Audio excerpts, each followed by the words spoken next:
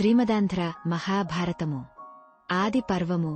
ఉదంకుడు కూడా నాగలోకానికి వెళ్లాడు. అక్కడ ఉన్న నాగరాజులను పేరు పేరునా స్తుతించాడు. తన 1000 పడగలమీద భూభారమును మోస్తూ శ్రీమన్నారాయణుడికి సయ్యగా వెలుగొందే అనంతా నీకు నమస్కారము. సమస్త నాగలోకమును రాక్షసుల బాధ నుండి రక్షిస్తూ మహాశివుని మెడలో అలంకారంగా వెలుగొందుచున్న ఓ వాస్కి, నన్ను అనుగ్రహించు. దేవతల చేత మనుష్యుల చేత పూజింపబడే సమస్త నాగరాజులకు నమస్కారము. తన కుమారుడైన అశ్వసేనుడితో కూడి భూలోకము అంతా సంచరించుచున్న తక్షక, నన్ను అనుగ్రహించు అని నాగుల నందరను పొగిడాడు ఉదంకుడు. అప్పుడు అతనికి తెలుపు నలుపు దారాలతో వస్త్రములు నేయుచున్న 2 స్త్రీలు, 12 ఆకులు గల చక్రమును తిప్పుతున్న ఈ 2 స్త్రీల యొక్క 6 కుమారులు, ఒక పెద్ద గుర్రమును ఎక్కిన ఒక దివ్యపురుషుని చూచాడు.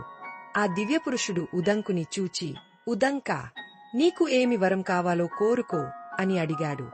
వెంటనే ఉదంకుడు, ఈ నాగకులము మొత్తం నాకు వశవర్తులై ఉండాలి అని అడిగాడు.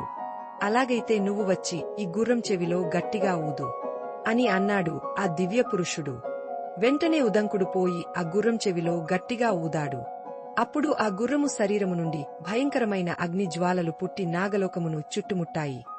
దయచేసి నా వీడియోను లైక్ చేసి, షేర్ చేసి సపోర్ట్ చేయండి.